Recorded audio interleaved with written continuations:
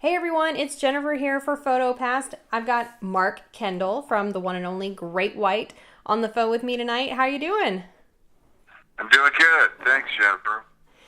All right, so let's get right into it. Mark, 2017 was really a big year for Great White. You guys just put out a new album over the summer called Full Circle. And tell me a Right. little bit about that. Yeah, actually, and we were just talking about it before we started here. On the Monsters Rock cruise, I saw that Michael Wagner was on the cruise, and I just wanted to say hi to him because I hadn't seen him for a long time. And he's the iconic, record producer. And we said our hellos, and he actually came and saw us play, and I saw him after the show, and we just said hi for just a minute. But then I saw him again in the merchandise area where they were selling T-shirts and stuff. I was just hanging out there checking out T-shirts, and we talked for maybe 5 minutes and said goodbye. And as I was walking away, he goes, "Hey man, why don't we do something again?" And it kind of took me by surprise, but he had done our very first EP all 30 plus years ago, Yeah, I was and he going to did ask about that. yeah, What the reunion yeah, was like. yeah, he did our first album as well. So, it was just, before we knew it, we kept in contact on kind of on Facebook and stuff, just messaging each other over the next few months, and then our schedules started to match up, and everything worked out. And before we knew it, we were in Nashville. That's where his studio is, Hmm. and it was just a great experience. He's such a nice guy, and such a great producer and everything. We weren't totally prepared. We didn't have the lyrics quite finished or whatever. He's not really used to working like that. But it all worked out. The way he recorded and everything, it allowed us to focus on, because he does one song at a time. Hmm. Like at first we record all the drums and bass for all the songs, and then go back and just finish one song at a time. So we knew in advance what song we were going to do the following day. So we just all crammed together and in this house that we rented, like about a half hour away from him, and just went crazy writing lyrics, and did it that way. Came in with our first lyric sheet, and he's like, "Yay, lyrics!" So, I mean, we had some chorus ideas and stuff like that already, but we didn't have the lyrics like totally done. We had some of them. Right. And so I know in a previous interview, the band has talked about how Michael Wagner is really an old school producer in the sense that it's not about what the computer can do for you. It's about what you're hearing and does it sound good to you? If it doesn't, we're doing it again. You're going to play it until we get it, till it sounds great. Yeah, yeah. We don't go. We use the new technology as far as we're just kind of old school in that way. If it sounds good to us, then it's good. We don't line up like today's technology. You're actually capable of lining up the bass with every kick drum. So if you see the bass is actually hitting off a little bit on a couple spots, you can correct that and put it right on the. It's what you do is you take the human element out of the track and you turn it into a machine. you know. So if you're listening to it, and it sounds good, then it's good. You don't have to line it up because you see on the computer the bass is a hair off on the spot, or So we don't get too much into all that. We just kind of play it, and if it's a good performance, it's good. nitpick around and make everything perfect like a machine. We'd rather just play, and most bands are, I think, like that. Yeah, and why mess with it if it fits for you guys and you know it's going to fit for the fans? Then I say go for it. But let's talk a little bit more about the album itself. I listened to it all the way through. Got to say, I really enjoyed it, and it's kind of got that just timeless classic feel. I mean, we're talking more than 30 years after Once Bitten. This album feels like a time capsule. It's got those same licks, it's got those same backing vocals on the choruses.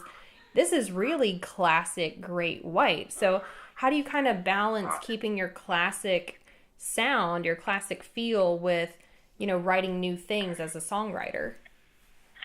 We're real simple in that way. We don't really change anything as far as the way we write.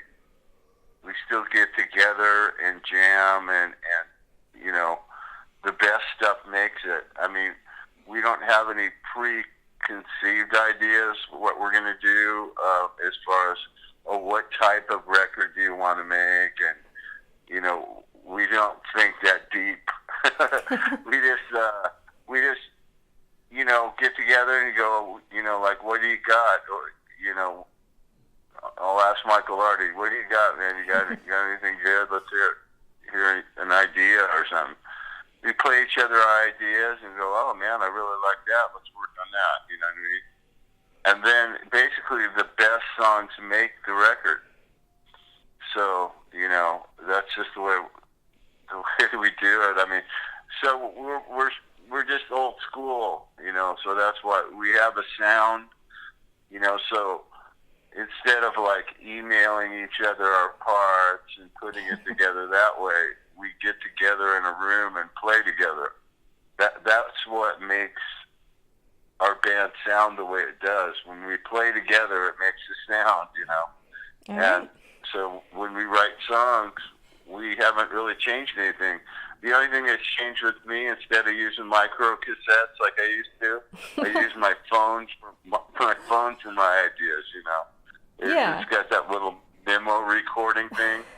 So if I have an idea at my house or something, I'll just put it on that so I don't forget it. You know what I mean? Yeah, so mixing technology with the secret ingredient, which is actually being together physically to kind of hammer it all out, is what it sounds like. Right, yeah.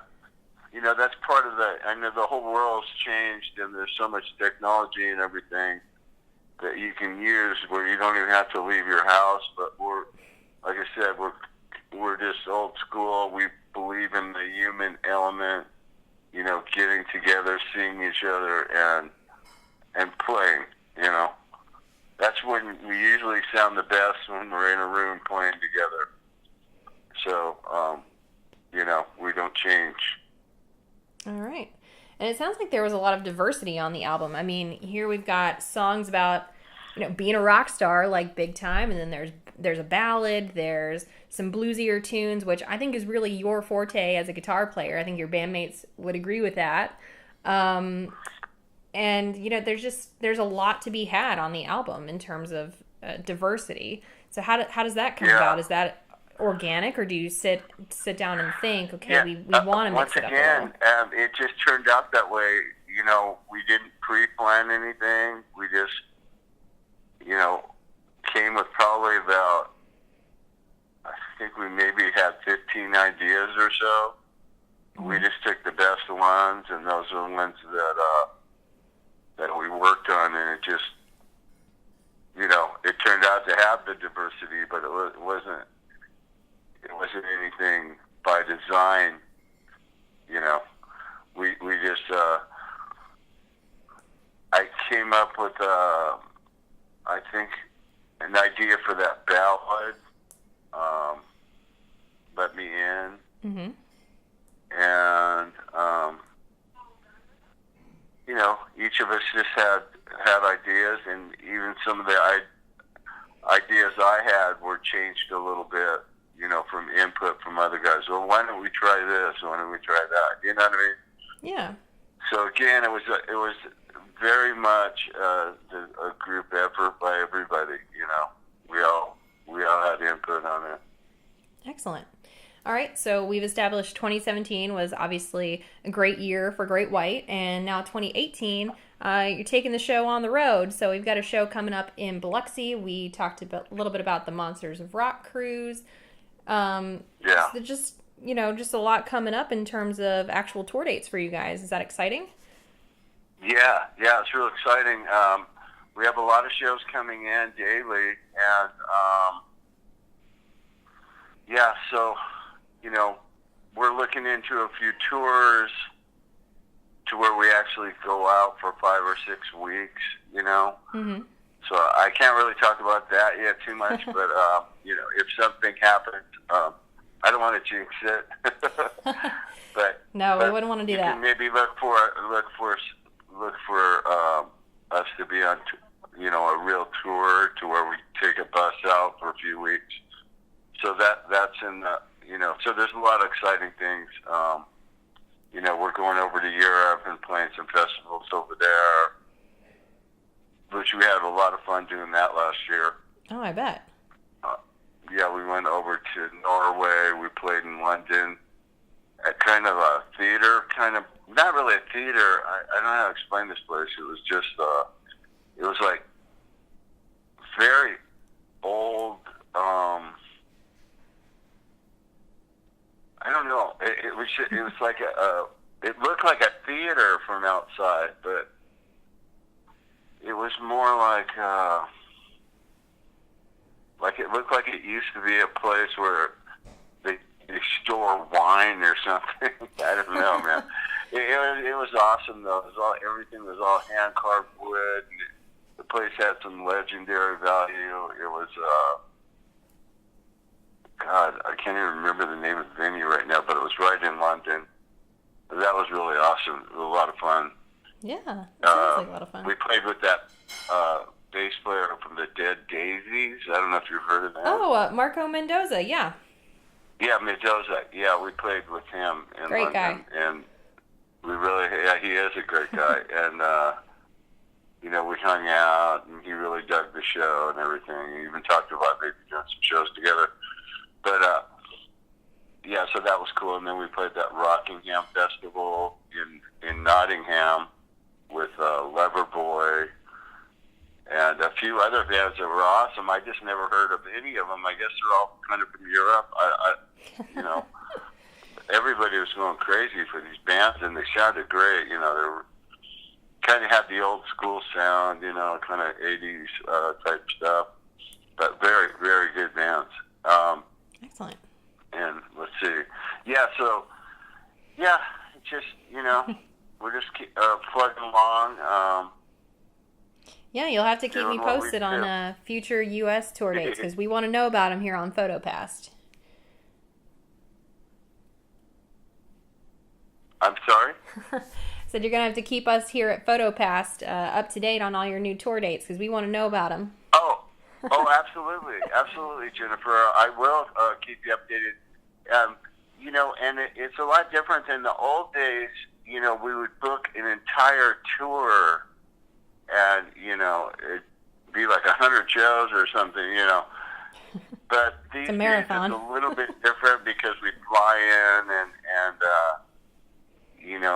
do 3 here and 3 there, and, so it's a little bit different, It's not like routed all perfect like it used to be. So, but we try to keep the fans updated. Just going to our website. If you just go to officialgreatwhite.com, we constantly update the show. So, if we're not in your area if we're not coming to your area right now, it'll probably happen a little bit later because, like I said, the shows are coming in. So. All right. We'll get to you. Excellent. Eventually. So, when it comes to your shows, what are you seeing in terms of the audience? Because I know I'm a younger fan. There's plenty of other younger fans out there, and then there's the fans who have been with you these 30+ years. Are you seeing a big range of ages coming to your concerts? Yeah, it's amazing. In fact, we just had some 20-somethings come the other night. My son, we played near San Diego, California, mm-hmm. and my son works. He is a corporate guy that works at this huge distribution vape company type thing, and brought 4 of the guys he works with, including his boss, and they're like maybe early 30s, and they just went absolutely crazy for the show, and you know, they're telling me how much I shred and all that stuff, you know.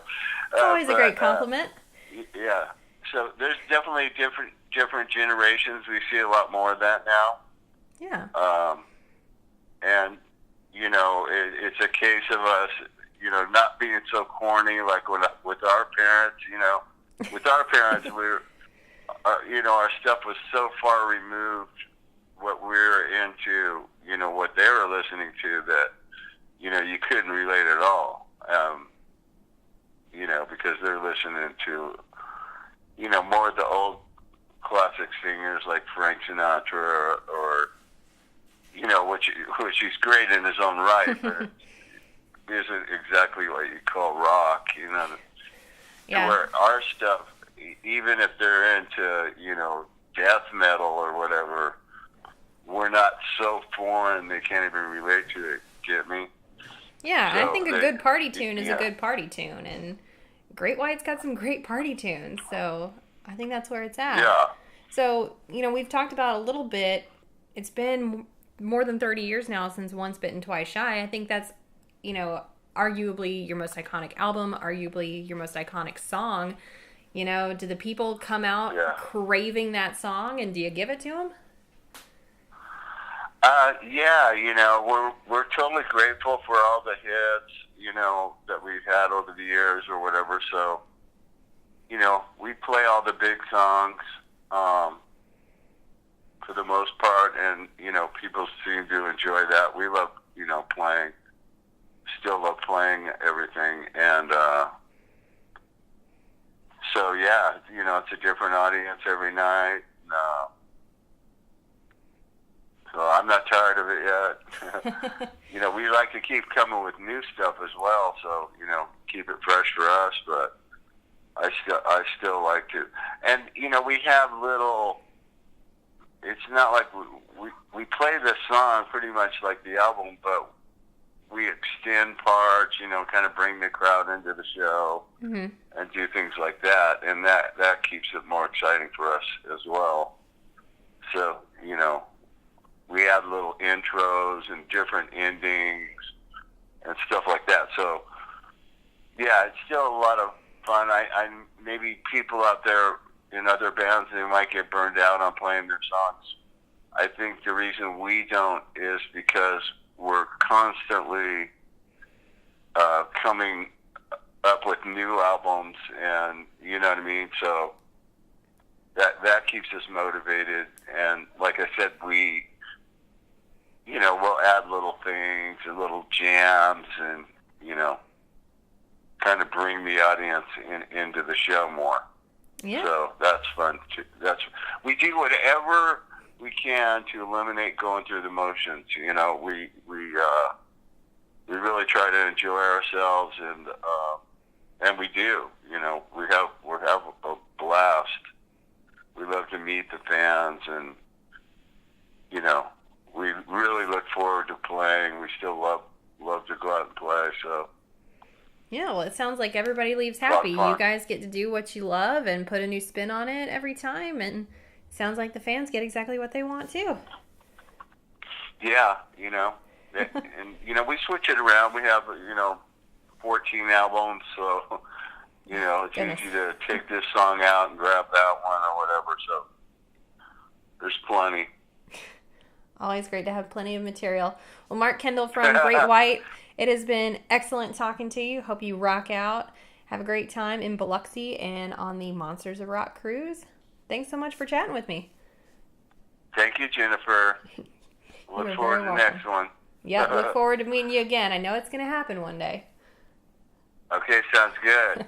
All right, have a good one. Okay, bye-bye. Bye.